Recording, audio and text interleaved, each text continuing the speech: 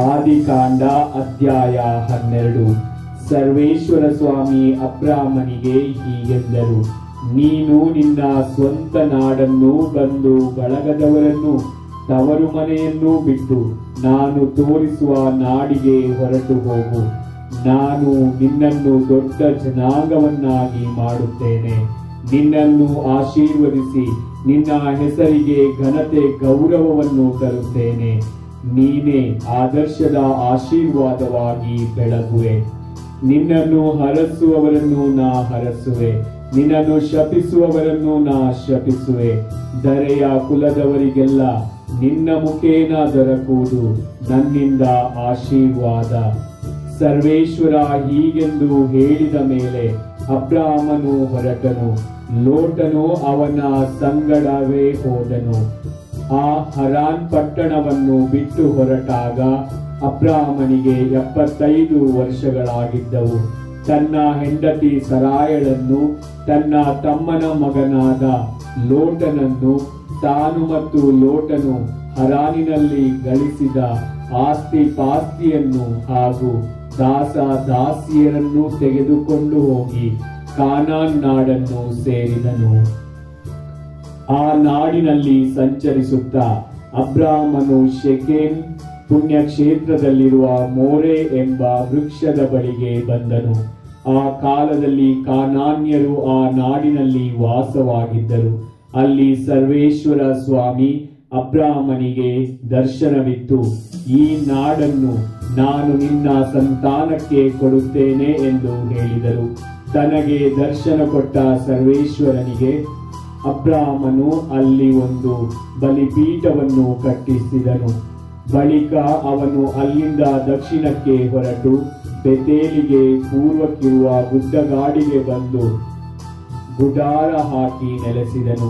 ಪಶ್ಚಿಮಕ್ಕೆ ಬೆತೇಲು, ಪೂರ್ವಕ್ಕೆ ಆಯಿ ಎಂಬ ಊರು ಇದ್ದವು. ಅಲ್ಲೂ ಸರ್ವೇಶ್ವರ ಸ್ವಾಮಿಗೆ ಒಂದು ಬಲಿಪೀಠವನ್ನು ಕಟ್ಟಿಸಿ ಅವರ ನಾಮಸ್ಮರಣೆ ಮಾಡಿ ಆರಾಧಿಸಿದನು. ತರುವಾಯ ಅಲ್ಲಿಂದ ಮುಂದಕ್ಕೆ ಸಾಗುತ್ತಾ ಕಾನಾನ್ ನಾಡಿನ ದಕ್ಷಿಣ ಪ್ರಾಂತ್ಯಕ್ಕೆ ಬಂದನು. ಕಾನಾನ್ ನಾಡಿನಲ್ಲಿ ಕ್ಷಾಮ ತಲೆದೋರಿತು. ಅದು ಘೋರವಾಗಿದ್ದುದರಿಂದ ಅಬ್ರಾಮನು ಕೆಲವು ಕಾಲ ಈಜಿಪ್ಟಿನಲ್ಲಿರಲು ಅಲ್ಲಿಗೆ ಇಳಿದು ಹೋದನು. ಈಜಿಪ್ಟನ್ನು ಪ್ರವೇಶಿಸುವುದಕ್ಕೆ ಮುಂಚೆಯೇ ತನ್ನ ಹೆಂಡತಿ ಸರಾಯಳಿಗೆ, ನೀನು ಬಲು ಚೆಲುವಾದ ಹೆಣ್ಣು. ಈಜಿಪ್ಟಿನವರು ನಿನ್ನನ್ನು ನೋಡಿ ನೀನು ನನ್ನ ಹೆಂಡತಿಯಾಗಿರಬಹುದೆಂದು ಊಹಿಸಿ ನನ್ನನ್ನು ಕೊಂದು ನಿನ್ನನ್ನು ಜೀವದಿಂದ ಉಳಿಸಾರು. ಆದ ಕಾರಣ ನೀನು ನನಗೆ ತಂಗಿಯೆಂದೇ ಅವರಿಗೆ ಹೇಳು. ಆಗ ನಿನ್ನ ನಿಮಿತ್ತ ನನಗೆ ಸತ್ಕಾರ ದೊರಕುವುದು, ನಿನ್ನ ದೆಸೆಯಿಂದ ನನ್ನ ಪ್ರಾಣ ಉಳಿಯುವುದು ಎಂದು ತಿಳಿಸಿದನು. ಅಬ್ರಾಮನು ಈಜಿಪ್ಟಿಗೆ ಬಂದಾಗ ಈಜಿಪ್ಟಿನವರು ಅವನ ಸಂಗಡ ಇದ್ದ ಹೆಣ್ಣು ಬಹಳ ಚೆಲುವೆ ಎಂದುಕೊಂಡರು. ಫರೋಹನ ಪದಾಧಿಕಾರಿಗಳು ಆಕೆಯನ್ನು ನೋಡಿ ಬಂದು ಆಕೆಯ ಚೆಲುವನ್ನು ಅವನ ಮುಂದೆ ಹೊಗಳಿದರು. ಅವನು ಆಕೆಯನ್ನು ಅರಮನೆಗೆ ಕರೆಸಿದನು. ಆಕೆಯ ನಿಮಿತ್ತ ಅಬ್ರಾಮನಿಗೆ ಸತ್ಕಾರ ದೊರಕಿತು.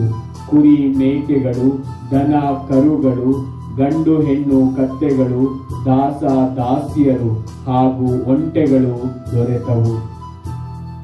ಆದರೆ ಅಬ್ರಾಮನ ಹೆಂಡತಿಯನ್ನು ಕರೆಯಿಸಿಕೊಂಡ ಕಾರಣ ಫರೋಹನಿಗೂ ಮತ್ತು ಅವನ ಮನೆಯವರಿಗೂ ಸರ್ವೇಶ್ವರ ದೊಡ್ಡ ದೊಡ್ಡ ಗಂಡಾಂತರವನ್ನು ಬರಮಾಡಿದರು.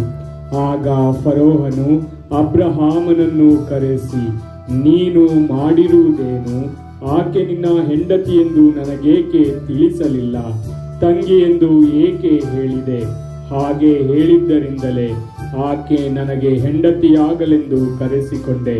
ಇಗೋ ನಿನ್ನ ಹೆಂಡತಿ, ಕರೆದುಕೊಂಡು ಇಲ್ಲಿಂದ ತೆರಳು ಎಂದು ಆಜ್ಞಾಪಿಸಿದನು. ಅವನ ಅಪ್ಪಣೆ ಪಡೆದ ಸೇವಕರು ಅಬ್ರಹಾಮನನ್ನು, ಅವನ ಹೆಂಡತಿಯನ್ನು, ಅವನಿಗಿದ್ದ ಎಲ್ಲದರ ಸಮೇತ ಅಲ್ಲಿಂದ ಕಳುಹಿಸಿ ಬಿಟ್ಟರು. ಪ್ರಭುವಿನ ವಾಕ್ಯ.